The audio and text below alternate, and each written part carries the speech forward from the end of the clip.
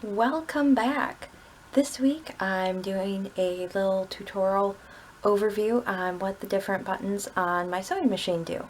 So if you got a sewing machine for Christmas or just want to learn more sewing as part of your New Year's resolution, then I think you might find this video helpful. Now, every machine is going to be a little bit different in terms of where their buttons are and what features they have. Your manual is going to be your best bet for knowing your specific machine. If you have an older machine and don't have the manual, you should be able to run your sewing machine brand and model through a search engine and find one online, usually free, probably cheap. So that's a good resource, but I always find it easier to see things in 3D on a video instead of flat on a piece of paper. So I'm going to show you the features on my machine, which, granted, there's not many features, but it's good to know where the ones you have are. So I have a very old sewing machine. I think when I looked up it was from the 70s or the 80s. And we're going to start over here.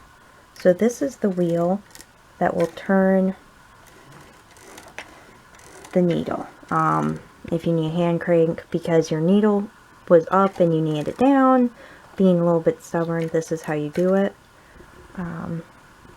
This inner wheel, this is going to be hard to show with one hand, will loosen. So this is loose now. I can turn the wheel, but the needle doesn't move, and that's so you can fill your bobbin without your needle running everywhere. Which I learned because a very helpful viewer pointed it out to me. This is where your spool of thread sits. This is where your bobbin goes for winding. This is in your sewing position. Flip that over, that is your bobbin winding position. It redirects the power in the belts. So you move this over, loosen the inner wheel, wind your bobbin, slide everything back. This is your needle position. So generally you want in the center position, but if you need your needle moved to the right or to the left, you have that. This is your stitch width. So this is a straight stitch. This is a teeny tiny zigzag, and this is the widest zigzag it'll do. Mine will only do the widest is maybe 1/4 inch or so.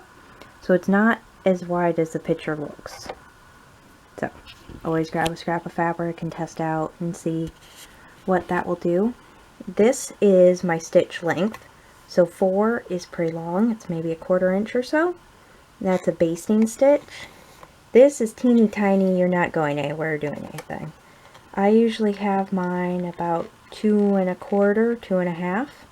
Again, play around, see what you like. Different heavinesses of fabric are going to need different things. This is my reverse button. So in order to stop and start, when you stop and start sewing a seam, you run reverse a few stitches to lock it in. So you start sewing, press that in, go backwards, come forwards, and that locks in your stitches. This is, this is where thread goes through. Move closer here. So if I do it around this one, it sends it back to my bobbin. Or if I do it through this one, that is threading my machine. And I have a video that explains how to wind a bobbin and thread a machine if you're interested in that. But right now I'm just covering what all the different things are. This little arm goes up and down as you sew in time with your needle. And that's one of the things you thread your machine through. This is a tensioner. It adjusts the tension on your thread. For me, this is one of the things that once I get it right, I do not touch this. This is right for my machine. I don't mess with it. There are people who will tell you different fabrics need different tensions.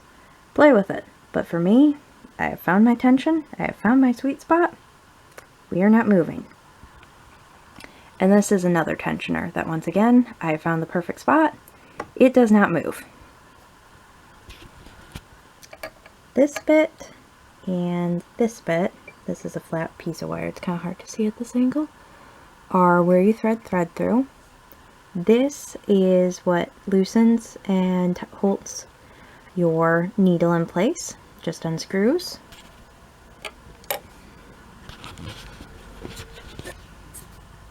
This lever is what raises and lowers your pressure foot. I'm trying to get everything in the camera at once. And you want down position to sew. So these are, the feeder dogs. They're little grabby bits of metal that help pull your fabric through. And as I crank the wheel, they move down so they can come forward and pick up your fabric and then bring it back. And they press against your presser foot here. This is the foot. This is how you take your foot off so you can put new ones on. These markings are your seam widths.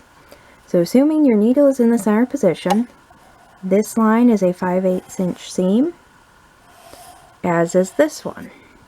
And I don't know if you can read the numbers, but I have a 3/8, 4/8, which is 1/2 inch, 5/8 is my great big long one, which is standard, and then 6/8, which would be 3/4. This is the little door. I don't know. This little door, I'm trying to do things one-handed, there we go, is where my bobbin lives, and it gets dropped right in there. Once again, I have a video on how to wind a bobbin and install it. Get up above. There's a light bulb under here, so when my sewing machine is on, there's a light bulb. It has a switch on the cord. I find it easier just to plug and unplug it. This is a very heavy sewing machine, and it has a case, but I still carry it by the bottom rather than the handle because I don't want that to give out. It's nice to have the handle. I don't want it to break.